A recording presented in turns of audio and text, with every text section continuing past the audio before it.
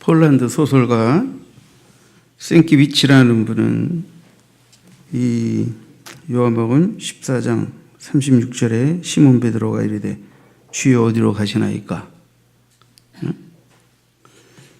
이 주여 어디로 가시나이까? 이 구절을 라틴 멀게이티역을 인용해서 도미네 코바디스 도미네 기억하시죠? 주여 어디로 가시나이까? 이 영화를 만들었죠. 이 소설을 썼죠. 이것이 바탕이 돼서 후에 영화로 나오기도 했습니다만,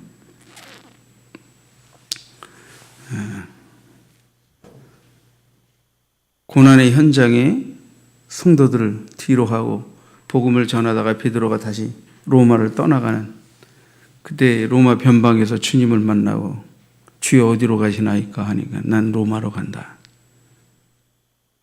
그런 내용의 마지막 장면. 그것이 역사적으로 그런지 안 그런지 그건 잘 모르겠어요. 그러나 성경은 분명히 베드로가 어디에서 죽는다고 말은 알려주고 있지 않지만 주님의 복음을 위하여 주님의 영광의 고난에 동참하여 결국 거꾸로 십자가에 못 박혀 순교하는 베드로가 되었다고 이제 교회사 전서는 우리에게 전하고 있습니다.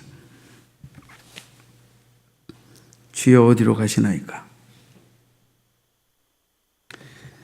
사실 이 말은 유대인들이 예수님이 가시는 곳을 이해하지 못하고 물었던 질문입니다. 예수님의 수석제자라 할 수 있는 시몬 베드로조차도 예수님이 떠나심의 의미를 이해하지 못하고 주여 어디로 가시나이까 묻고 있습니다. 베드로는 주님을 정말 사랑했습니다. 목숨 바쳐 사랑하려고 했습니다. 때로는 종종 말이 좀 앞서기는 했지만 그래도 베드로가 주님께 드렸던 그 사랑은 정말 순전했다고 볼 수 있습니다. 수제자 베드로는 예수님을 사랑하는 마음이 남달랐고 또 그는 항상 예수님의 곁을 떠나지 않았습니다. 그의 말씀에 귀 기울였고 그의 사역에 항상 마음을 함께 했습니다. 예수님께서도 따로 홀로 기도하실 때 외에는 거의 모든 곳에 베드로를 동행시키셨습니다. 그렇기 때문에 예수께서 어디론가 가시겠다고 하니까 베드로가 당연히 주여 어디로 가시나이까 묻는 것은 당연한 것이죠. 그렇지만 그렇게 오랫동안 예수님을 동고동락하며 따랐던 베드로라 하더라도 그는 여전히 예수의 죽음을 향한 그 길 그리고 그 의미를 이해하지 못하고 있는 것입니다. 이것은 베드로의 아니 또 모든 제자들의 영적 무지함과 아둔함이라 아니할 수 없습니다. 한편 37절을 보시죠. 베드로가 이르되 주여 내가 지금은 어찌하여 따라갈 수 없나이까? 주를 위해 내 목숨도 버리겠나이다. 주님은 지금은 네가 나 있는 곳에 올 수 없다. 그러나 후에는 오게 될 것이라고 말씀하시는데 베드로는 왜 못 갑니까? 왜 따를 수 없습니까? 내가 목숨도 주를 위해 바칠 각오가 되어 있는데 라고 묻지요. 사실 베드로는 예수님이 죽음의 길로 간다는 것은 어느 정도 짐작했을 거예요. 주님이 자주 말씀하셨으니까. 그러나 그 죽음의 의미가 무엇인지, 죽음을 통해 이루셔야 할 아버지의 뜻이 무엇인지를 다 영적으로 소화해내긴 아직 어렸다 하는 것을 우리는 또 알 수 있습니다. 자, 주여 어디로 가시나이까? 이게 주님이 답변입니다. 나의 가는 곳에 내가 지금은 따라올 수 없으나 36절 중반절입니다. 내가 가는 곳에 내가 지금은 따라올 수 없다. 왜 따라올 수 없다고 하시는가? 시몬 베드로는 지금 예수님이 가시는 길을 따라갈 수 없습니다. 왜냐하면 예수님이 가시는 그 길은 십자가의 죽음의 길이기 때문에 베드로는 주님을 위해 목숨도 내어놓겠다고 했지만 그것은 주님을 죽이려는 자들로부터 주님을 지키고 내 목숨을 바쳐서라도 주님을 지키겠다고 하는 거니까 십자가의 대속적 죽음의 길을 가는 예수님의 고난의 길을 베드로의 주님을 향한 열정이 넘치는 사랑이 오히려 거침돌을 놓고 방해할 수도 있기 때문입니다. 십자가의 죽음은 예수님만이 지실 수 있는, 홀로 지실 수 있는 대속적 죽음이기 때문에 베드로가 그 길을 따를 수 없는 것이죠. 예수님은 믿음이 없던 많은 유대인들은 절대로 예수님이 가시는 길을 따라올 수 없다고 말씀하셨어요. 반면에 제자들은 지금은 잠시는 너희가 내 길을 따라올 수 없지만 후에는 내 길을 따라오게 될 것이다 라고 말씀하셨어요. 믿지 않는 자는 절대로 따라올 수 없는 길. 그러나 믿음이 있는 자는 믿음이 어려서 온전치 못하지만 믿음을 깨우치면서 점점 주님을 온전히 따르는 길로 나아가게 된다는 것을 주님이 시사하신 것입니다. 37절을 보시죠. 베드로가 그러되 주여 내가 지금은 어찌하여 따를 수 없나이까? 주를 위하여 내 목숨을 버리겠나이다. 내 목숨을 버리겠습니다. 베드로는 예수님이 넌 지금 날 따를 수 없어 라고 말할 때 좀 섭섭했을 거예요. 왜냐하면 주님을 누구보다도 사랑했고 다른 제자들이 다 도망갈지라도 나는 주님을 절대로 버리지 않을 것입니다. 목숨도 바칠 각오가 되어 있습니다. 이렇게 말해왔던, 다짐해왔던 베드로이기 때문에 내가 지금 나를 따를 수 없다고 말하는 것이 베드로에게 인간적으로 좀 섭섭할 수도 있었을 거예요. 그러나 베드로는 지금 주님이 십자가의 고난의 잔을 앞에 두고 있는 주님을 향하여 자신의 영적 모습과 위치가 어떠했는지를 정확하게 스스로 파악하고 있지 못하고 있습니다. 그리고 다만 예수님을 향한 사랑과 열정만이 끓어오르고 있었을 뿐입니다. 결론적으로 우리가 다 알다시피 베드로의 이 고백, 이 맹세는 헛된 것이 되어버렸다는 것을 우리는 잘 알고 있습니다. 베드로는 후에 예수님을 3번이나 부인하고 도망했습니다.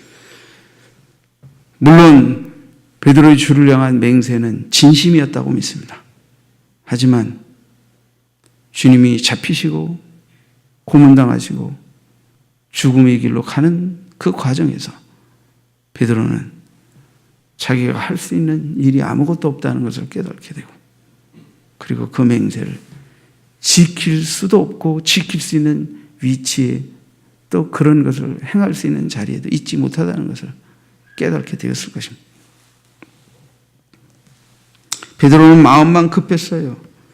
예수님이 가시고자 하는 그 길이 뭔지, 예수님이 십자가의 죽음을 죽으셔야 한다는 그 의미를 아직 온전히 깨달지 못하고 있습니다.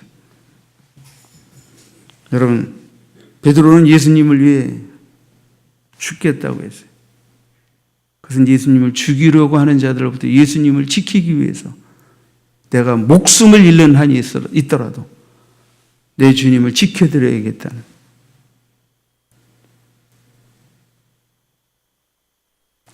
베드로가 예수를 위해 죽는다는 의미와 예수께서 베드로를 위하여 죽는다는 의미는 완전히 다릅니다. 베드로가 예수를 위하여 죽는다는 의미는 그를 향한 사랑의 열정을 바탕으로 하고 있기는 하지만 거기에는 다른 그 어느 제자보다 주님을 더 사랑한다는 인간적 열심과 만용의 마음도 조금은 담겨 있는 것입니다. 그리고 주님을 가장 제가 사랑합니다라고 하는 이 부분을 인정받고자 했던, 그리고 다른 그 어떤 제자보다 주님을 더 사랑하는 제자로서 자기 자신이 드러나지기를 바랬던 이런 부분들이 베드로가 주님을 위해 죽겠다고 한 고백의 이면 속에 문제점으로 자리 잡고 있는 것입니다. 반면에 예수님이 베드로를 위해, 제자들을 위해, 온 인류를 위해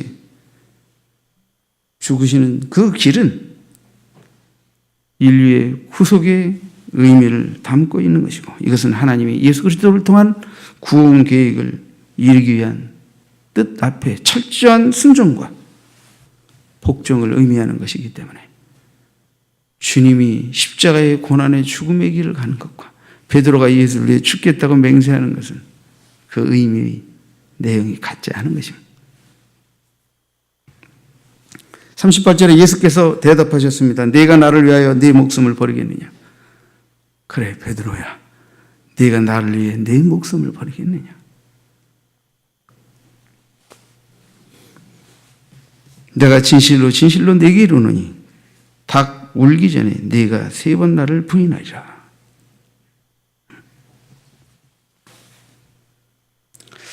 예수께서는 자기 목숨을 버리겠다고 말하는 베드로에게 그가 그렇게 할 수 없는 외적인 상황과 그의 연약함을 너무나도 잘 알고 계셨어요. 베드로는 주님을 위해 목숨을 바치겠다고 하는데 주님은 베드로가 주를 위해 목숨을 바칠 수 없는 외적 상황과 그 속의 연약함을 이미 귓두로 알고 계셨어요. 그리고 오히려 베드로에게 그의 맹세를 사랑으로 주님을 향한 열정으로 받아주시기보다는 오히려 달기 울기 전에 내가 3번 나를 부인할 것이라고 말씀하셨어요. 원문은 이렇게 기록이 되어 있습니다. 결코 수탉이 울지 않을 것이다.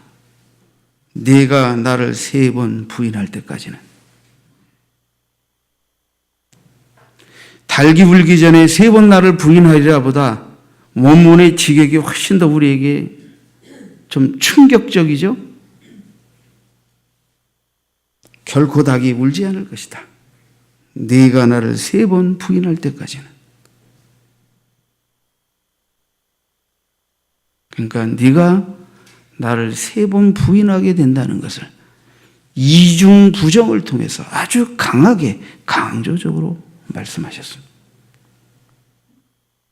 자기를 위하여 목숨도 바치겠다고 하는 제자에게 네가 오늘 이 새벽에 닭이 울기 전에 3번 나를 부인하리라. 아니, 수탉이 울기 전에 내가 3번 나를 부인할 것이다 라고 말씀하신 것입니다. 닭이 울기 전에 우리도 성실에 갔지만 그 베드로 통곡교회 거기 보면 꼭대기에 수탉이 이렇게 있어요. 상징적으로 이렇게 수탉을 보면 베드로가 예수님을 맹세하고 목숨까지 버리겠다고 했는데 3번 부인했구나. 생각나죠, 말씀이. 근데 그 누구도 베드로를 손가락질하고 욕할 수 없어요. 베드로는 목숨까지라도 바치겠다고 나서기라도 했지.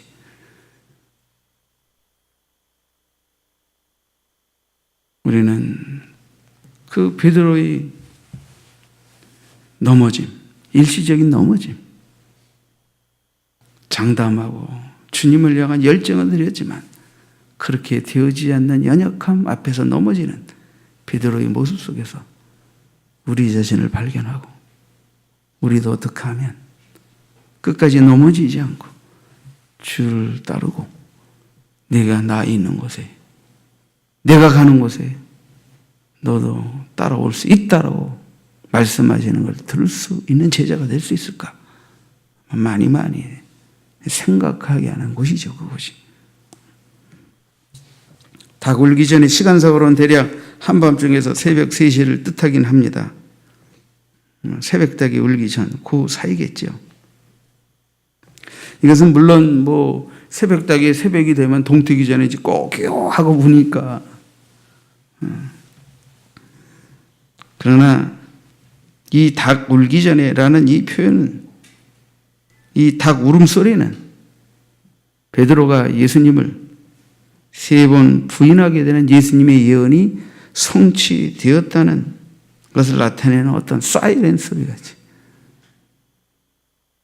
꽃기요 하는 것입니다. 아니, 꽃기요 하기 전에 3번 부인하고 나니까 비로소 꽃기요 하는 거예요. 베드로가 얼마나 놀랐겠어요.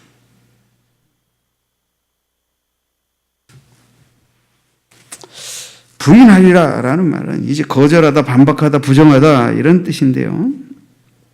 이거는 상대와 나와 지금 아무런 관계가 없다고 부정하는 것을 시사합니다. 그냥 관계가 있다고 하면 그가 지금 죽음의 길로 가고 잡혀서 고문을 당하는데 그와 내가 관련이 있는 자라고 하게 되면 나도 잡혀서 똑같은 고문과 죽음에 이르게 될 수 있기 때문에 그와 개인적인 관련을 부인하는 거죠. 관계를 부인하는 거죠. 베드로가 예수님을 부인했다는 건 나와 예수님은 아무런 관련이 없다, 아무런 관계가 없다고 주장하는 것과 같습니다. 주님을 위해 목숨도 바치겠다고 했던 베드로가 불과 얼마 시간도 지나지 않아서 그분을 난 모른다 라고 말해야만 했던 이 시험은, 그래서 성경은 여러분 이 부분에 대해서 다른 복음서에서는 부인하고 맹세하여 부인하고 저주하며 부인했다고 두 번 설명이 붙어 있어요. 3번 부인했는데 부인하고 맹세하여 부인하고 예수를 저주하며 부인했다.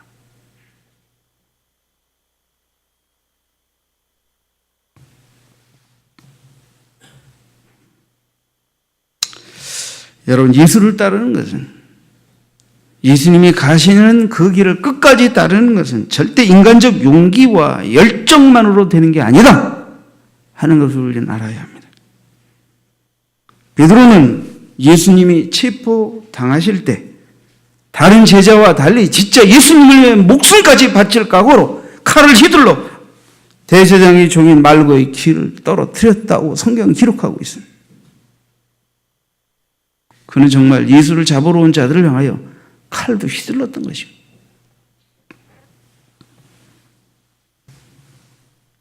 그러나 예수님은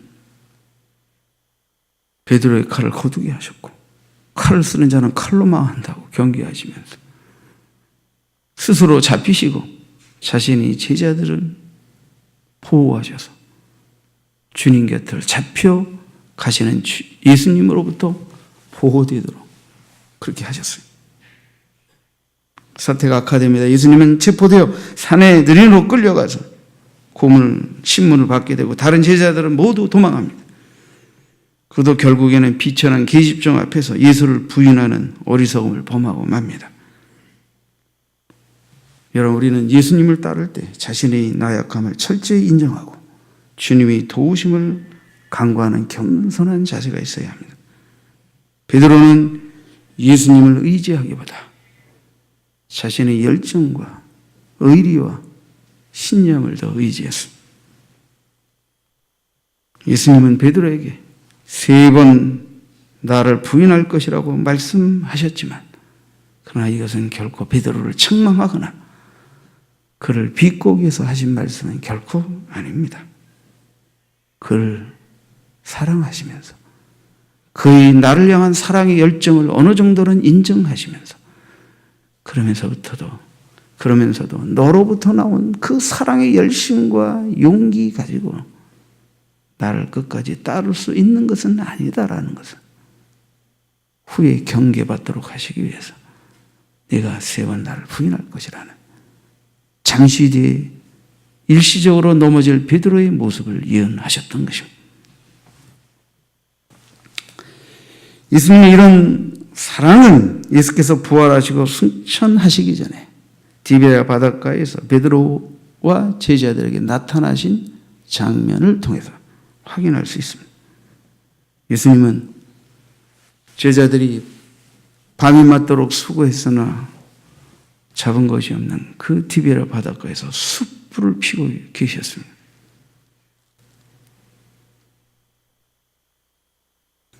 얘들아 잡은 것이 있느냐? 없나이다. 오른편에 그물을 던져라. 밤새도록 그물을 내는데 한 마리도 못 잡았는데 주님이 이미 숯불을 피워놓고 오른편에 그물을 던져라. 그럴 때 153마리나 되는 물고기를 잡았다. 눈치 빠른 그의 사랑하는 제자 요한이죠. 요한이 주시라 하니까 베드로가 겉옷을 두르고 배에서 물로 뛰어들어 주님을 향해 달려나옵니다. 압권입니다. 이게 영화의 한 장면 같지 않습니까? 주님을 3번 부인했고 부활하신 주님이 다른 어느 제자보다 베드로를 만나 주셨지만 베드로의 마음속에 회개했고 자신의 넘어짐에 대해 통탄했지만 그러나 감히 주님을 내가 3번이나 부인했다는 주님 앞에 목숨까지 바치겠다고 장담했던 내가 베드로가 자기가 용서가 되지 않는 거예요. 얼마나 마음이 무거웠겠습니까?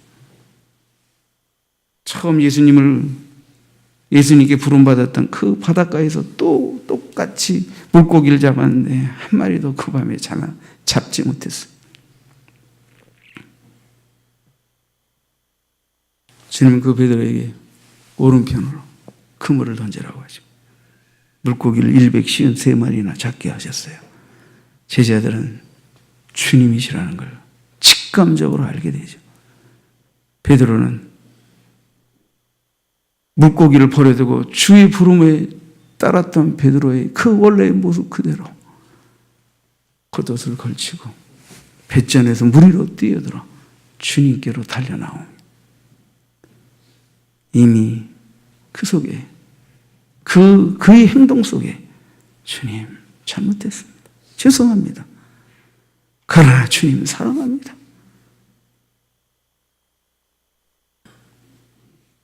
그의 주님을 향하여 달려나오는 모습 속에 그게 다 들어있지요.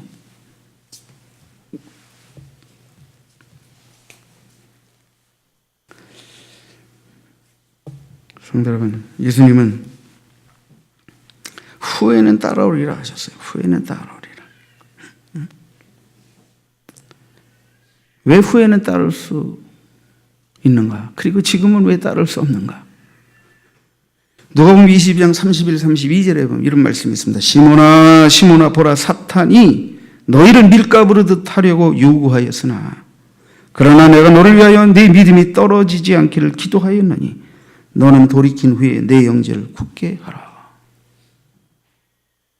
주님은 아주 의미 있는 지금 영적 사태를 지금 말씀하셨어요. 사탄이 너희를 밀가부르듯 하려고 요구했다.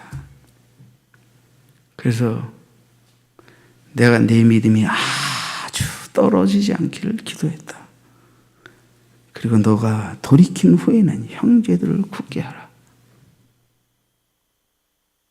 달기 울기 전에 3번 네가 나를 부인할 것이라고 말씀하신 주님의 이 말씀 속에는 이미 사탄의 공격이 시작이 되었고 너희 믿음의 현재의 수준이 그 사단의 공격 앞에서 자신을 지키고 이겨내기엔 아직 믿음이 어리다는 것도 시사하셨고 그렇지만 사단에게 완전히 잡혀 먹히지 않도록 네 믿음이 아주 떨어지지 않도록 내가 너를 위해 기도했다.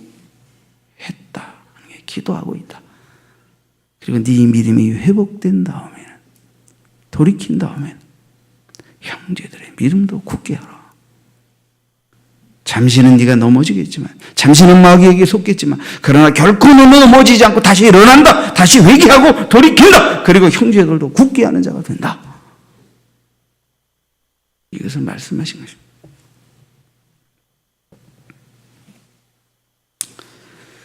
지금은 따라올 수 없지만 후에는 따라온다. 아돌로 데 세이스라는 말인데 이건 너는 뒤따를 것이다. 내가 따라올 것이다. 이런 뜻입니다. 그럼 예수님을 따른다는 건 어떤 의미를 의미합니까? 제자로서 예수님을 따른다는 것. 이미 베드로는 예수님의 제자로 부름받아 예수님을 따른 자입니다. 지금 제자 아니라는 말이 아니에요. 잠깐 주님을 온전히 따르는 제자의 길에서 잠시 시험이 있게 되고 주춤거림이 있게 될 것이라는 것을 말씀하신 거예요. 그러나 다시 회개하고 돌이키고 형제들을 굳게 하며 온전한 따름을 네가 이룰 것이다 하는 것을 시사하신 것이죠. 예수님을 따른다는 것은 예수님이 우리를 구원하기 위하여 십자가의 고난을 짊어지신 것처럼 제자들도 나를 구원하기 위해 십자가에 돌아가시고 부활하신 그 주님의 대속의 복음을 증거하기 위하여 고난도 죽음도 기꺼이 마다하지 않고 주를 따르며 복음을 전하는 자가 될 것이라는 것을 시사하시는 것입니다. 그러나 아직은 아니라는 거예요. 아직은 아니. 그러나 때가 되면 후에는 그렇게 될 것이라는 거예요. 예수님을 믿지 않던 유대인은 결코 따라올 수 없는 얘기.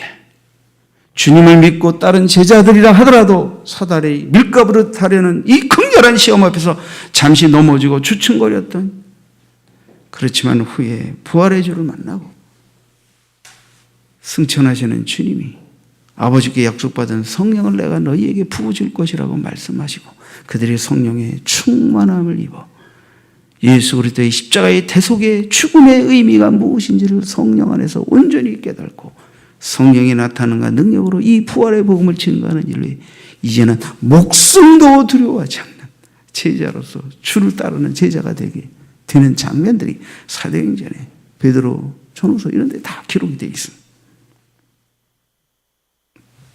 예수님이 일찍이 제자들에게 날마다 자기 십자가를 지고 나를 따르라 말씀하셨습니다. 날마다 자기 십자가를 지고 나를 따르라. 성도들은 항상 삶 가운데서 자기 십자가를 지고 그리스도께서 걸어가신 길을 따라가야 합니다. 그리스도의 고난에 동참하는 삶을 살아야 합니다. 그래야만 또한 그리스도께서 얻으신 영광에도 동참하게 되는 것입니다. 나의 가는 곳에 후에는 따라오리라. 나의 가는 곳에 후에는 따라오리라. 예수께서는 베드로의 연약함을 보셨습니다. 이제 예수께서 감당하셔야 하는 순환과 죽음은 베드로가 감당하기엔 너무나도 벅차고 어려운 것입니다. 그래서 지금은 따라올 수 없으나 후에는 따라오게 될 것이라고 말씀하신 것입니다.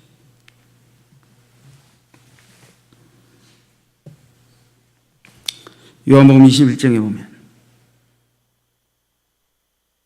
조금 화면을 올려주시죠. 베드로가 이제 디베라 바닷가에서 부활하신 주께서 제자들 만나시고 다시 갈릴리에서 만나실 것을 약속하시고 그 갈릴리 바다에 나타나십니다. 오른편에 그물을 던지라는 말에 순종하여 153마리를 잡고 고기들을 가져다 예수님께 드리고 예수님이 고기를 구워주십니다. 아침 식사를 마칩니다. 그리고 주님이 다른 많은 제자들이 있지만 베드로에게 물으십니다. 요한의 아들 시몬아, 네가 이 사람보다 나를 더 사랑하느냐? 두 번째는 요한의 아들 시몬아, 네가 나를 사랑하느냐? 세 번째, 요한의 아들 시몬아, 네가 나를 사랑하느냐? 베드로의 대답은 다 똑같습니다. 주님 그러하나이다. 내가 주님을 사랑하는 줄 주님께서 아시나이다. 주님 그러하나이다. 내가 주님을 사랑하는 줄 주님께서 아시나이다. 세 번 물으시니까 세 번째는 근심하여 이르되 주님 모든 것을 아시오매 내가 주님을 사랑하는 줄 주님께서 아시나이다. 베드로에게 예수님이 세 번 묻고 베드로가 예수님께 세 번 답변하는데 주님의 질문은 조금 달라요. 베드로의 답변은 세 번이나 다 똑같아요. 전에도 제가 많이 설명을 드렸지만 여러분들이 헬라어를 몰라도 자 윗부분에 원문 나오는 부분을 좀 내려주세요. 조금만 내려줘 보세요. 네. 아하. 여기는 원문이 깨졌습니다. 다른 것처럼. 제 건 잘 나오는데 그냥 빨간 데 부분 보세요. 빨간 데 부분. 자 여기 뭐 조금 다른 표현으로 문자가 바뀌어져 있지만 그래도 의미를 구별할 수 있어요. 자 예수님이 첫 번째 베드로에게 물을 때 다른 사람들보다 더라는 비교 그 다음에 아카파스메라고 하는 다른 사람들보다 더 아카페적인 사랑이죠. 자기 희생적인 사랑이죠. 목숨 바쳐 나를 사랑하는. 두 번째는 다른 사람들보다를 빼고 그냥 아카파스메라고 물었습니다. 내가 목숨 바쳐 나를 사랑하느냐. 세 번째는 필레이스메 이렇게 물었습니다. 자, 아카페적인 사랑과 필레오적인 사랑은 차이가 있다는 걸 말씀드리죠. 필레오적인 사랑은 조건적이고 상대적인 사랑입니다. 세 번째 물음이 바뀝니다. 근데 번역상으로는 네가 이 사람들보다 나를 더 사랑하느냐, 나를 더 사랑하느냐, 나를 더 사랑하느냐. 그러면 이게 원문의 뉘앙스가 우리에게 전달이 안 됩니다. 제가 무슨 원어학자도 아니지만 이 본문을 언급할 땐 반드시 이 부분을 여러분들에게 설명해 드렸습니다. 오늘도 조금 설명해 드리려고 다시 원문을 실었습니다. 왜? 번역의 뉘앙스로는 네가 날 사랑하냐고 물으시는 예수님의 의도와 내가 주를 사랑하는 줄 주께서 아십니다라고 답변한 이 답변의 뉘앙스를 정확하게 이해하기 어렵기 때문입니다. 이 사람들보다 그죠? 네가 나를 사랑하냐. 아카파스메 그런데 베드로는 아카파스메라고 답변하지 않았어요. 필로세라고 답변했단 말이에요. 아카포세가 아니에요. 필로세예요. 필로세. 그러니까 이 사람들보다 목숨 바쳐 나를 사랑하느냐라고 말했을 때 주여 내가 주를 사랑하는 줄 주께서 아십니다라고 답변은 했지만 그 답변 속에는 이 사람들보다 더 목숨 바쳐 주를 사랑하지 못했습니다. 그러나 주님이 날 변함없이 사랑하고 계신다는 것은 압니다.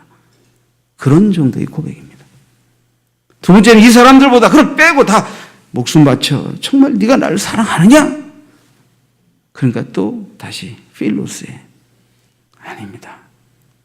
그러나 주님이 저를 사랑하시는 것은 제가 압니다. 주님이 저를 사랑하신 그 사랑 때문에 주님을 사랑합니다. 라고 답변한 것입니다. 그러니까 세 번째는 그러면 필레이스메라고 이번에 아카페적인 사랑이 아니라 그러면 내가 너를 사랑하는 그 사랑 때문에 내가 나를 사랑하느냐? 예, 사랑합니다. 그러니까 보세요. 사랑하느냐, 사랑합니다, 사랑하느냐, 사랑합니다, 사랑하느냐, 사랑. 번역상은 똑같은 것 같지만 그 의미 속에는 주님이 다른 사람들보다 목숨 바쳐 주님을 사랑하겠다고 했는데 그렇게 못했습니다. 그러나 주님은 저를 향하여 한결같이 끝까지 사랑해 주신 그 사랑은 제가 압니다. 그래서 주님을 사랑합니다. 주님이 적어도 저를 버리지 아니하시고 끝까지 사랑하셨다는 그 사랑은 제가 압니다. 그래서 주님을 사랑합니다. 이 고백인 것입니다.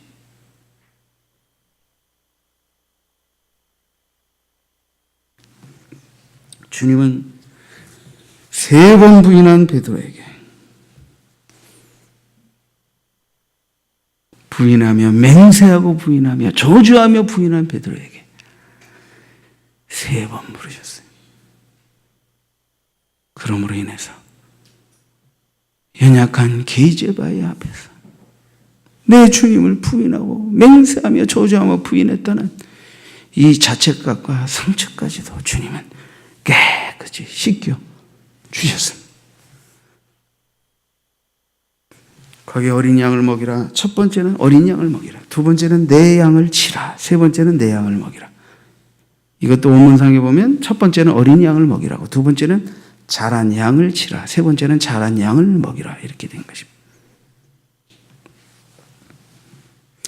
자, 마지막에 주님은 요한복음 21장 18절에 이렇게 말씀하십니다. 내가 진실로 진실로 네게 이르노니 내가 젊어서는 스스로 띠뛰고 원하는 곳으로 다녔거니와 늙어서는 네 팔을 벌리리니 남이 내게 띠띠우고 원하지 아니하는 곳으로 데려가리라. 베드로야, 내가 젊어서는 스스로 띠뛰고 원하는 곳으로 다녔지만 늙어서는 내 팔을 벌리리니 남이 내게 띠띠고 원치 않는 곳으로 데려가리라. 설명이 붙어 있어요. 19절에 이 말씀을 하시면 베드로가 어떠한 죽음으로 하나님께 영광을 돌릴 것을 가리키심이로라. 이 말씀을 하시고 베드로에게 이르시되 나를 따르라. 나를 따르라. 이 말은 뭐예요? 이젠 네가 나 있는 곳으로 내가 가는 그 길로 따를 때가 됐다. 날 따르라라는 말입니다. 이제는 네가 정말 내 복음을 위하여 내 영광을 위하여 목숨까지 바치는 그 길을 따라오게 될 것이다. 말씀하신 것입니다.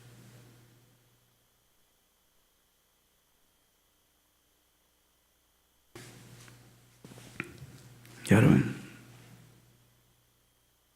많은 성도들이 주님을 따르지만 내가 주님을 따르고 있는 자리가 어디인지는 살필 필요가 있습니다. 지난주에 여러분이 주님을 향하여 사랑을 고백드리는 그 자리가 어디인지, 십자가의 고난을 통과한 자리인지, 고난의 의미를 이해하지 못하고 그냥 장담하며 고백하는 자리인지에 대해서 살피라고 말씀을 드린 바 있습니다. 우리가 주님을 따르는 제자일 때 기적을 맛보고 주님이 내 문제를 해결해 주시는 주님이라고 생각해서 따르는 그 자리, 아직 그 자리에서 주님 온전히 제자로 주님을 섬기고 따르는 제자의 헌신이 나올 수 없습니다. 주님이 우리의 저물을 담당하시기에 잡히시고 고난당하시는 그 자리, 그리고 부활하시고 만나주신 그 자리, 성령을 부어주신 그 자리, 그 자리까지 가야 비로소 주의 제자로 그 영광을 바라보며 그 복음을 위한 희생도 고난도 헌신도 마다하지 않는 주의 제자로서 주를 따를 수 있는 것입니다.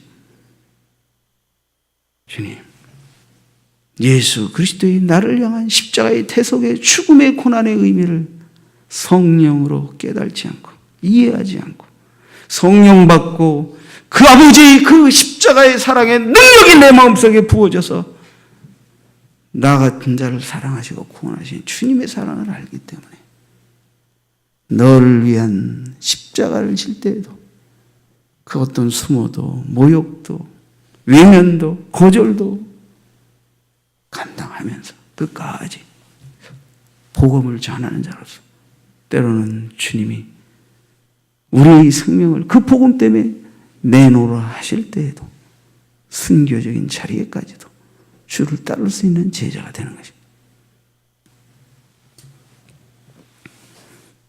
여러분, 예수님은 베드로의 연약함을 보셨습니다.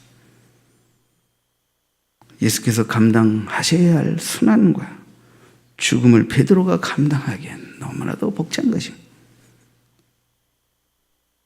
베드로가 감당할 수도 없을 뿐더러 오히려 때로는 주님의 죽으심을 자기 목숨 바쳐 막아내겠다고 하는 것 자체가 그 생각엔 주님을 향한 최고의 사랑의 열정을 드리는 것이지만 그것은 주님의 대속의 걸음에 거친 뜰을 넣는 사단에게 속는 길이기도 합니다.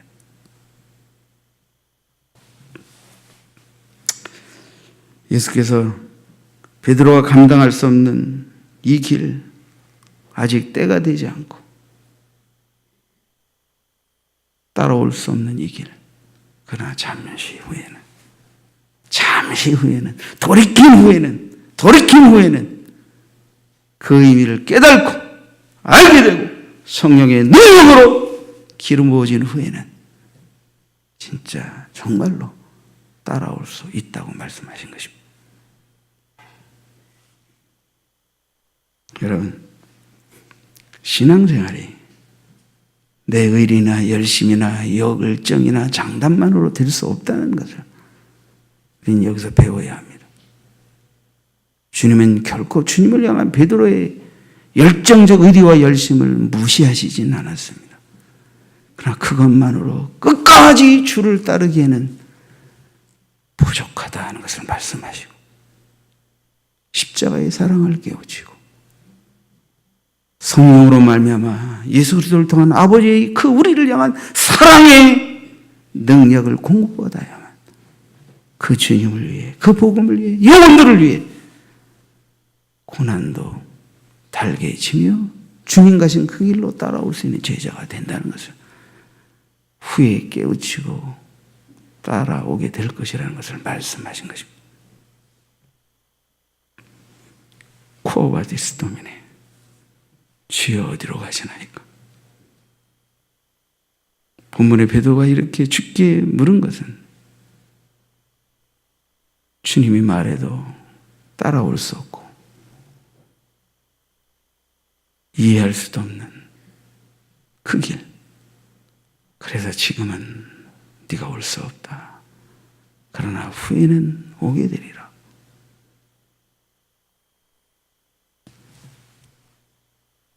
이 코바디스를 쓴 작가는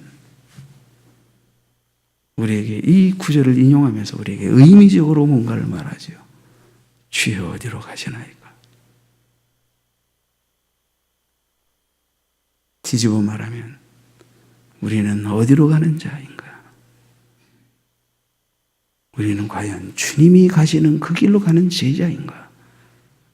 아니면 말로는 주님의 제자이지만 자기 길로 가는 제자인가? 주님의 뜻을 이루는 길로 가는 제자인가? 내 뜻을 이루고자 내 열정과 열심으로 일하는 제자인가를 묻고 있는 것입니다. 기도하겠습니다.